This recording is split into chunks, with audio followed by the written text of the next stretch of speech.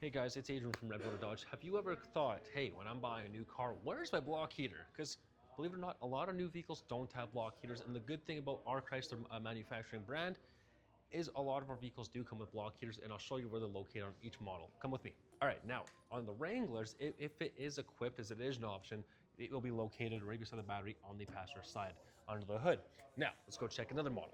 All right, guys, so now on Grand Cherokees, if it's equipped, you'll have the same thing as the Durango and the Wrangler. It will be on the passenger side by the battery located in this area. Now again, these are if they are equipped. Some of our models like the Grand Cherokees, the Wranglers, the Compasses, they don't actually have block heaters standard.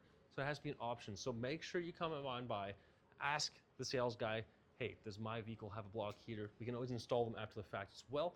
But just in case you're generally looking, not all of our vehicles do come with them. So it is important to know where they're located, if it has it, and we're always here to help you with the locations of them and to clarify if they have them, guys. So for more information where your block heater is, or you have any other questions on the vehicles you see, give us a call, 780-942-3629.